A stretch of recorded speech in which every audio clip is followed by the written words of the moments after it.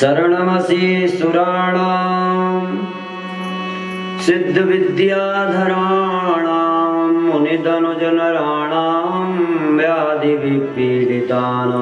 नृपतिगृहगतानां दस्युविस्त्रासितानां त्वमसि शरणमेको देवदेव प्रसीद। त्वमसि शरणमेका शिवा अम्बे प्रसीद। त्वमसि शरणमेका देवी दुर्गे प्रसीद। आपदामपहर्तारं दातारं सर्वसम्पदां लोकाभिरामं श्रीरामं भूयो भूयो नमाम्यहम्। हरिः ओम्। सच्चिदानन्दरूपाय विश्वोत्पत्त्यादिहेतवे तापत्रयविनाशाय गोविन्दाय नमो नमः। तापत्रयविनाशाय शाम्बाय शिवाय च। तापत्रयविनाशाय शम्भवे भगवते नमः। तापत्रयविनाशाय श्रीकृष्णाय वयं नमः। हरिः ओम्। गणनाथ सरस्वती बृहस्पति शुक्र बृहस्पति पंचेतान् सस्मरन् नित्यं पौराणी मुच्चरेत् गिरः। हरिः ओम्। पंचेतां संस्मरन् नित्यं वेदवाणी प्रवर्तते। हरिः ओम्।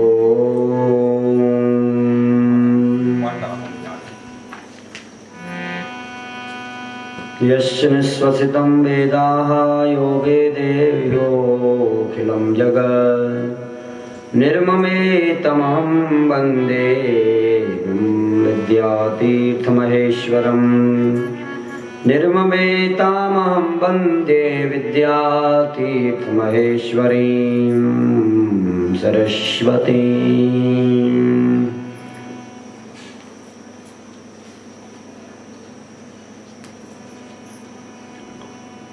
ॐ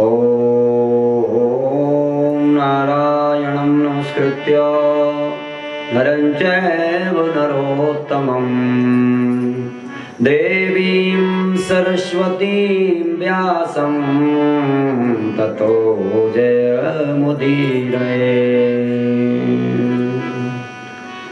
सांगाय सायुधाय सपरिवाराय सशक्तिकाय समण्डलिकाय सपरिकराय सप्रमदवीरभद्रादिगणमण्डलसहिताय भगवते शाम्ब सदाशिवाय वन्देश्वर महादेवाय श्रीरामेश्वराय सिद्धेश्वराय मल्लिकेश्वराय नमो नमः।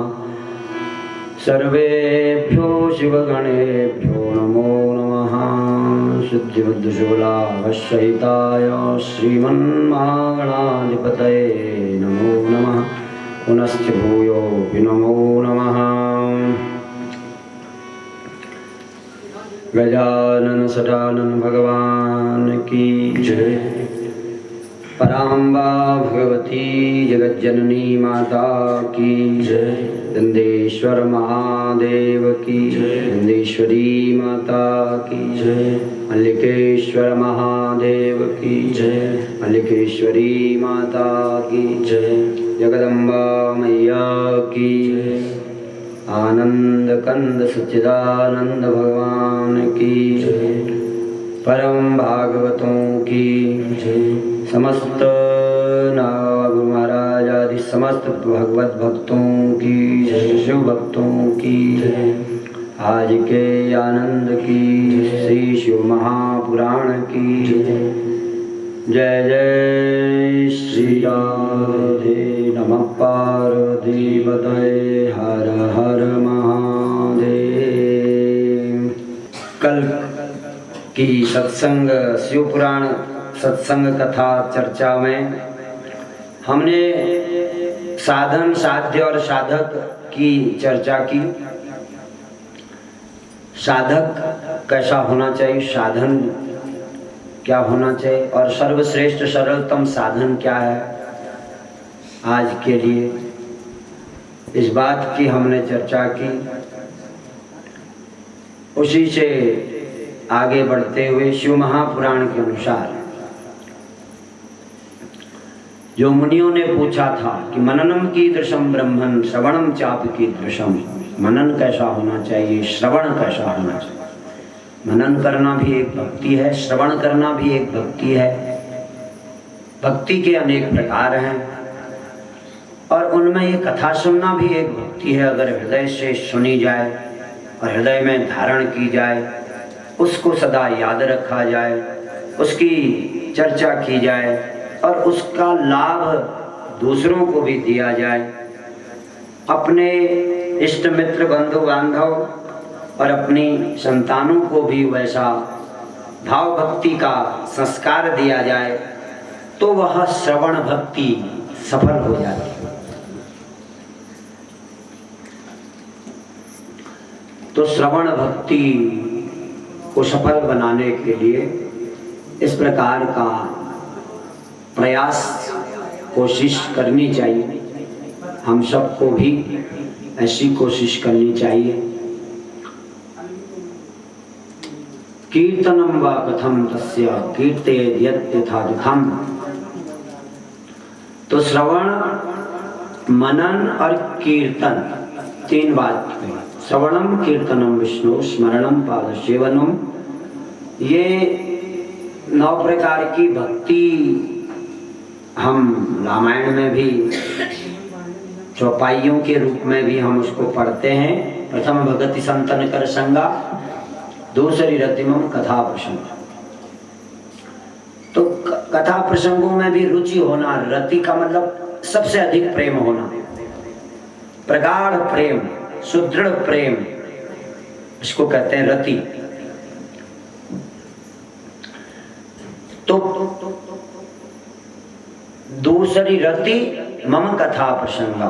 भगवान स्वयं कह रहे हैं कि हमारी कथा, हमारे भक्तों की कथा में जिनकी बड़ी रुचि है, प्रबल रुचि है, वो भी श्रवण भक्ति, वो भी कथा भक्ति के माध्यम से अपना बेड़ा पार उतार लेते हैं। तो यहाँ पर हमारे ऋखेश्वरों ने पूछा, मुनियों ने, कि महाराज साधन, साध्य और साधक, ये जो बात आप लोगों ने पूछी थी, हे ऋषियों, हे महर्षियों, हे श्रोता महानुभाव, आपने जो ये पूछा था कि साधन क्या है, साध्य क्या है, साधक क्या है, तो साधन तो सर्वश्रेष्ठ यही है कलिकाल में। श्रवणम कीर्तनम विष्णु स्मरणम पाद सेवनम, भगवान को ही सुनना चाहिए और उन्हीं की चर्चा करनी चाहिए और उन्हीं का जो है स्मरण करना चाहिए, याद कर। ये सर्वश्रेष्ठ साधन है, क्योंकि यह कलिकाल बड़ा ही कठिन है, बड़ा दुस्तर है। इसलिए यह संसारे खलु दुस्तारे कृपया पारे पाए मुरारे।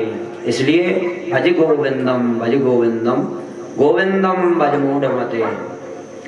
तो हमारे जगत गुरु आदि गुरु शंकराचार्य भगवान ने, आदि गुरु महाराज शंकराचार्य जी ने ये बात समझाई थी वेद शास्त्र पुराणों से लेकर के उन्होंने भी हमको समझाया था कि जो है गोविंद का भजन करो, भजन ही सर्वश्रेष्ठ साधन है।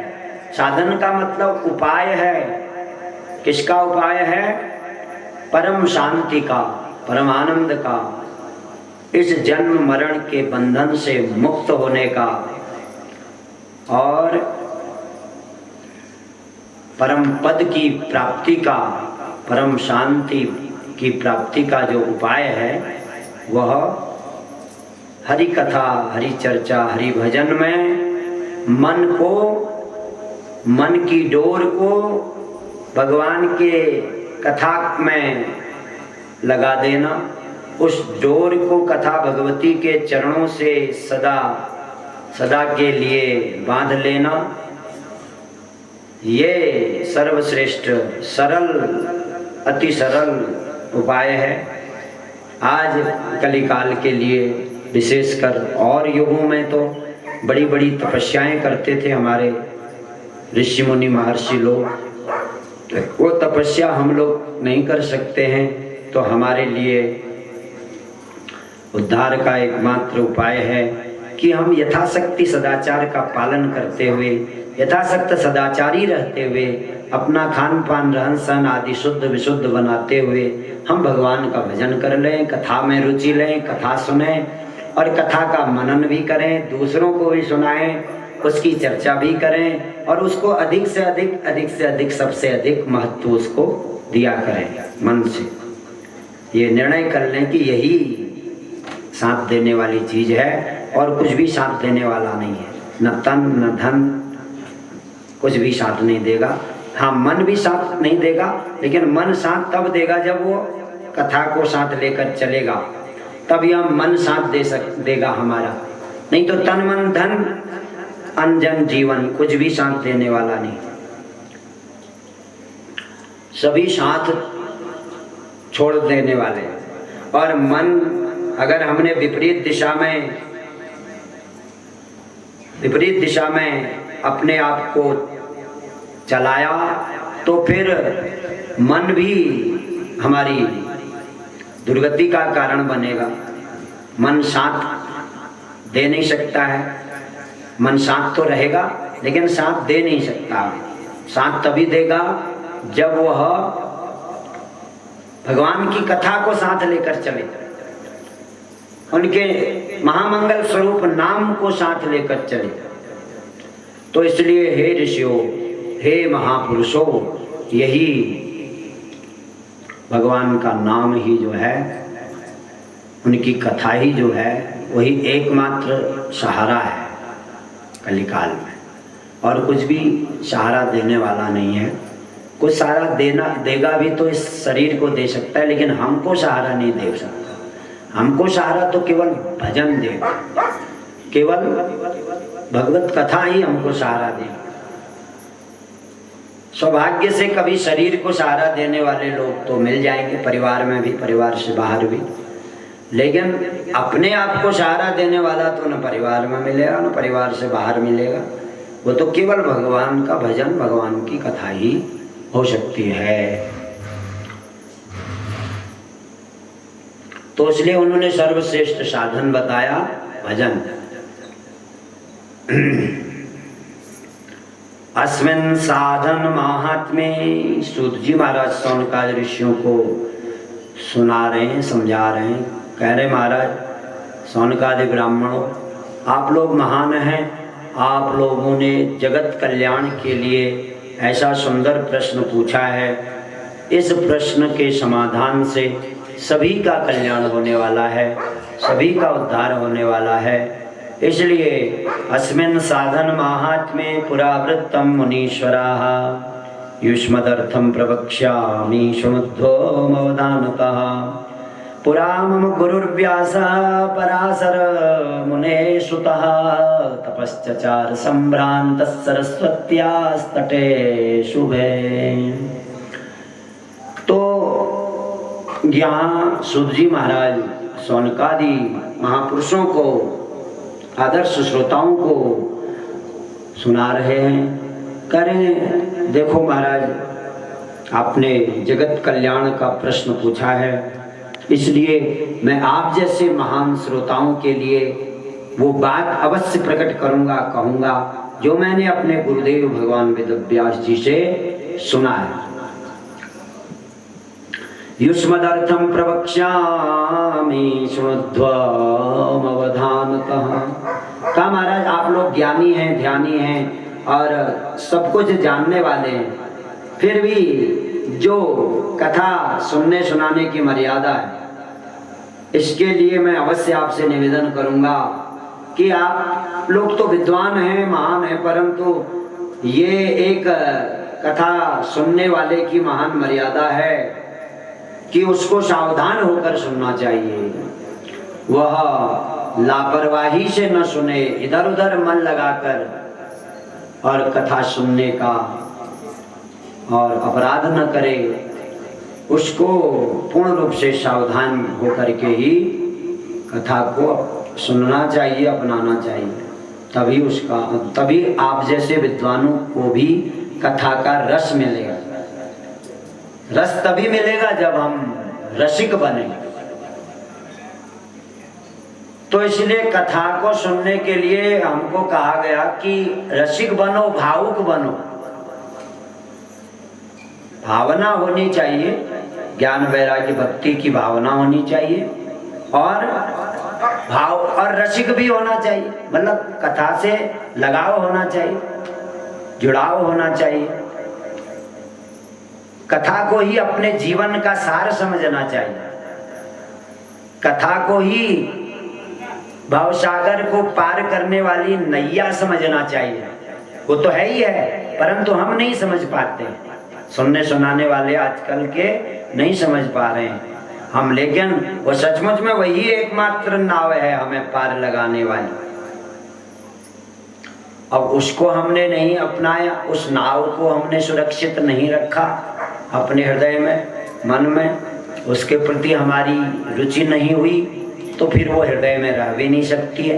वो ऐसी नाव है कि रुचि से ही वो हृदय में आती है और हृदय में जब वो नाव रह जाती है तब फिर ठीक समय आने पर वो भवसागर से पार उतार देती है।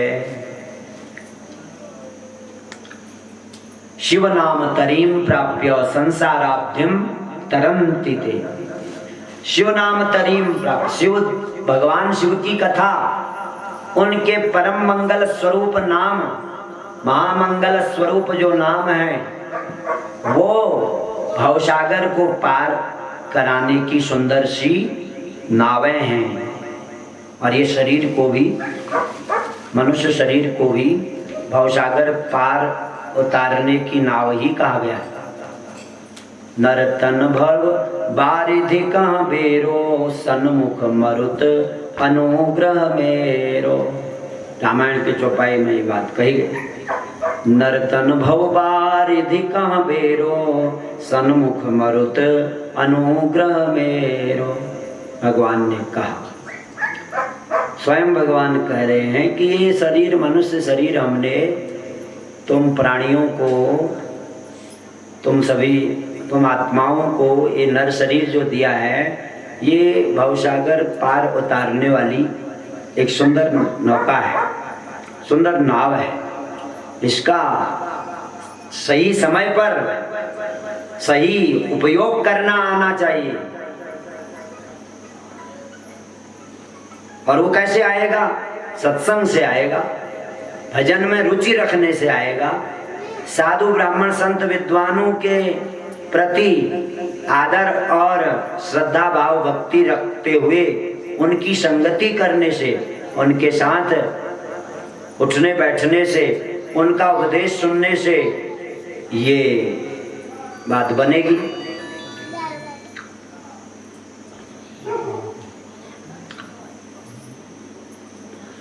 तो इसलिए उन्होंने कहा कि जो है मेरे गुरुदेव जो वेदव्यास जी महाराज हैं, वो एक बार उन्होंने महासरस्वती जगदम्बा भगवती महासरस्वती जी के श्री चरणों से प्रकट जो सरस्वती नदी कही जाए, उस सरस्वती नदी के तट पर मेरे गुरुदेव व्यासदेव ने कठिन तप किया। सुखदेव जी सुना, वो सूत जी महाराज सुना रहे हैं हमारे पुरखों को, सौनकादि ऋषियों को, कह रहे कि हे महापुरुषों, हे महान श्रोताओं, मैं आपको एक आंखों देखी सत्य घटना सुनाता हूं। हमारे गुरुदेव जो हैं वो सरस्वती नदी के तट पर तप कर रहे थे और तब उन्होंने जो है तप करते करते और सनत कुमार महाराज का दर्शन किया, जो ब्रह्मा जी के मानस संकल्प सृष्टि में कहे जाते हैं। ब्रह्मा जी की, भगवान ब्रह्मा की मानस संकल्प सृष्टि के प्रथम पुत्र रूप में प्रकट सनत कुमार जी महाराज, उनका दर्शन किया। वो विमान से, एक दिव्य विमान से जा रहे थे आकाश मंडल में। तब क्या हुआ, सनत कुमार भगवान ददर्श मम देशिकम ध्यानारूढ़ प्रबुद्धोसो ददर्श तमजात्मकम ददर्श तमजात्मजं प्रणिपत्याः संभ्रान्तः परम कौतूहलं मुनिः दत्वार्घतस्मै प्रददौ देवयोग्यं च विष्टरम्। तो उन्होंने सनत कुमार का जब दर्शन किया तो प्रार्थना की, अपने आश्रम में, अपनी कुटिया में आसन है, उस आसन पर बैठाया और तब उन्होंने जो है उनका पाद्य अर्घ आदि के द्वारा उनका पूजन किया, आदर सत्कार करके उन्हें साष्टांग दंडवत प्रणाम किया और फिर भगवान वेदव्यास जी ने जो है वो एक शिष्य की भांति, एक शिष्य की तरह बड़ी विनम्रता से अपना नीचे बैठ गए और सनत कुमार जी को ऊंची चौकी में बैठाया।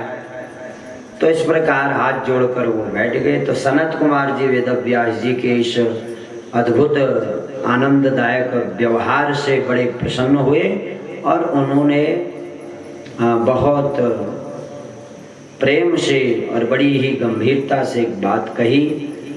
श्री श्री अनंत श्री सनत कुमार उवाच सत्यं वस्तुबने दध्याः साक्षात् करणगोचरः सशिवोऽथ सायोऽत्र तपश्चरसि किं कृते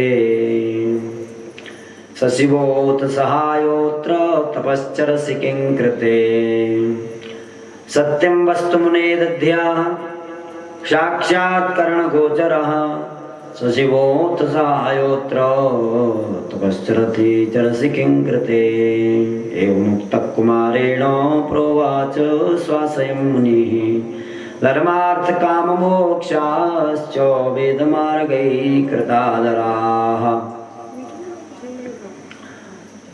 तो क्यों आप तप कर रहे हो, ऐसा पूछा व्यासदेव से सनत कुमार महाराज ने पूछा। क्या पूछा कि आप तप क्यों कर रहे हैं? क्योंकि भगवान शिव तो सदा आपके साथ रहने वाले हैं। सशिवोथ सहायोत्र, आप के हर समय इस आश्रम में भगवान शिव सदा आपके सहायक बनकर विराजमान है। तो फिर आप तप क्यों कर रहे हैं? तप करने का आपका उद्देश्य क्या है? तप करने का कारण क्या है? क्यों तप कर रहे हैं? तो तब कहते हैं, उन्होंने क्या उत्तर दिया, कहा कि एवं बहुधा स्थापिता लोके मया तत्कृपया तथा एवं भूतस्य मेप्येवं गुरुभूतस्य सर्वदा मुक्तिसाधनकं ज्ञानं नोदेति परमाद्भुतं तपश्चरामि मुक्त्यर्थम न जाने तत्र कारणम। तो वो तप तो कर ही रहे थे। जब सनत कुमार महाराज ने पूछा क्यों कर रहे हो, तो तब वो व्यासदेव कहने लगे कि हे महाराज, हे गुरुदेव, मैं तप तो कर रहा हूँ, लेकिन एक प्रकार से तपश्चरामि मुक्त्यर्थम, मैं तो मुक्ति के साधन को प्राप्त करने के लिए कि मुक्ति का उपाय क्या है, परम मुक्ति परम शांति का, उस उपाय को जानने के लिए मैं तप कर रहा हूँ, तपस्या कर रहा हूँ। और न जाने तत्र कारण, अब मैं मुक्ति क्यों चाहता हूँ, इसका कारण मुझे मालूम नहीं है, मैं जानता ही नहीं। तो तब व्यासदेव ने कहा कि कृपा करके महाराज, आप मेरे सौभाग्य से आपका दर्शन हुआ है, आपकी कृपा से ही आपकी प्राप्ति हुई है। अब मैं आपके श्री चरणों में प्रार्थना करता हूँ कि आप मुझे बता दें कि मुक्ति का सरलतम साधन क्या है, सरलतम उपाय क्या है, ये आप कृपा करके बता दें। तो उन्होंने भी वही उपाय बताया जिसकी चर्चा हम कर रहे थे। श्रवणम कीर्तनम शंभोर मननम च महत्तरम, त्रयं साधन मुक्तम च विद्यते वेद सम्मतम। कहा ये वेद सम्मत 3 उपाय हैं। ये तो सभी युगों में है, लेकिन कलिकाल के लिए और भी विशेष है। आज के माहौल का नाम है कलिकाल। आज का जो बिगड़ता हुआ माहौल है,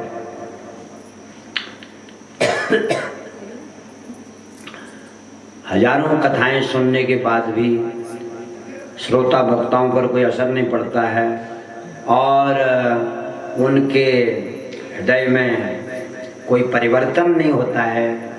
पहले की ही तरह जो है वही झगड़ा विषाद, वही अनेक प्रकार के मनगढ़ंत जो हैं भावनाएं और अनेक प्रकार के जो राग द्वेष विकार हैं और संसार का जो लोभ मोह है वो छूटता नहीं, वो ज्यों का त्यों वैसा ही बना रहता है।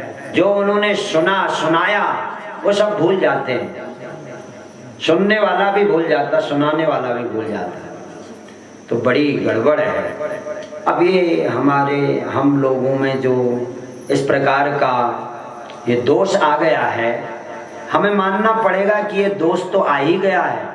अब इसको हम जब अच्छी तरह मानेंगे, जानेंगे, पहचानेंगे, तभी इसको दूर भी कर पाएंगे। जब तक मानते जानते हैं नहीं है, पहचानते ही नहीं है, तब तक उससे मुक्त भी नहीं हो सकते हैं। जैसे रोग का पता चल जाए और उसकी दवा मिल जाए तो वह उस रोग से भी हम मुक्त हो जाते हैं। तो ऐसे ही हमारा आज का जो श्रोता वक्ता समाज है, हम किसी व्यक्तिगत आदमी से नहीं कह सकते, पूरा समाज ही ऐसा है। सुनने वाला, सुनाने वाला, तो हमारा कोई दूसरे को आरोप नहीं लगाना है, बल्कि हम में भी वो कमी है और उसमें भी, इसमें भी। तो ये हमें सभी श्रोता वक्ताओं को हृदय से मान लेना चाहिए, तब वो सुधार कर सकते हैं। तो ये विशेष बात है कि जो है सुधार की चिंता जब हम करें तब सुधार कर सकते हैं। नहीं जी सब ठीक चल रहा है, क्या कमी है, खूब बाहर से सजावट तो करने के साधन तो आजकल और भी बढ़ गए हैं। तो बाहर की सजावट का वैसे अर्थ है कि अंदर की सजावट। बाहर की सजावट इंगित करती है, वो मतलब अंदर की ओर संकेत करती है कि ये बाहर की सजावट नहीं, अंदर की सजावट करो।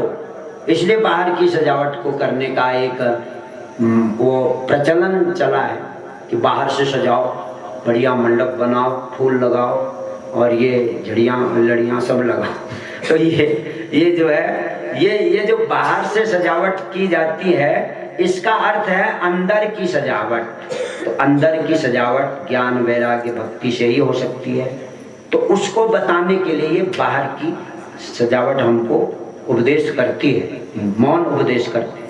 ये मौन उपदेश है कि ये सजावट तुम बाहर कर रहे हो तो इसका कोई महत्व नहीं है। ये सजावट जो है तुम्हारे अंदर की सजावट के लिए है। इसलिए हमारा जो हम लोग हैं श्रोता वक्ताओं का जो ये समाज है, इसमें अंदर की सजावट तो गायब हो रही है, बाहर की सजावट बढ़ती जा रही है। बाहर का अट्रैक्शन होना चाहिए बस, अंदर खोखला, अंदर से बड़ी गंदगी, ये गड़बड़ हो रहा है। जबकि ये हमको अंदर की सुंदरता, अंदर की स्वच्छता, अंदर की सजावट, अंदर की चमक धमक बताती है। ये उसी की ओर संकेत करता है कि तुम्हारे अंदर चमक धमक है तो बाहर से भी तुमने कर दिया है तो कोई बात नहीं तो बाहर से करना केवल पाखंड है, फिर व्यर्थ है।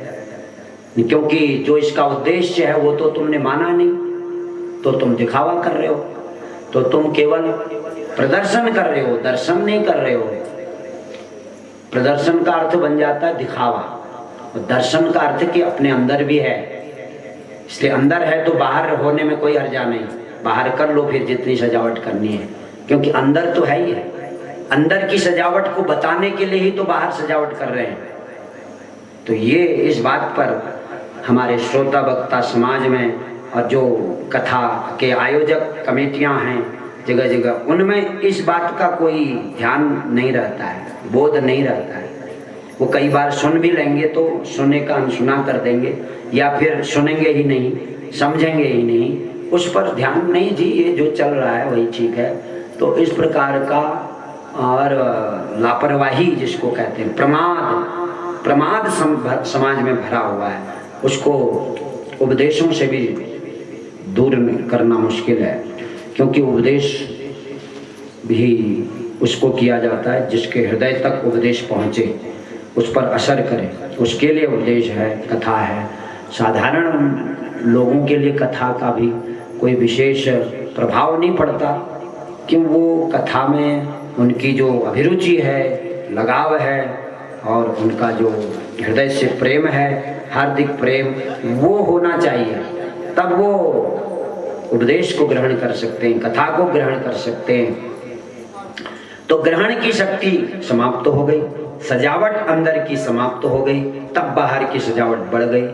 जब अंदर की सजावट थी तब बाहर की सजावट की कोई ज़रूरत पड़ती नहीं थी। फिर भी कर ली जाए तो कोई हर्जा भी नहीं, क्योंकि उसको तो अर्थ ही वही है, बाहर की सजावट का अर्थ ही वही है कि अंदर की सजावट। बाहर की सजावट माने अंदर की सजावट, हृदय की सजावट, मन की सजावट। मन को सुमन बना लिया जाए तब बाहर से भी सुमन लगाने का या भगवान को सुमन चढ़ाने का महत्व होता है। जब मन सुमन बन जाए, और मन सुमन बनता है ज्ञान वैराग्य भक्ति से। ज्ञान वैराग्य भक्ति से मन सुमन बनता है।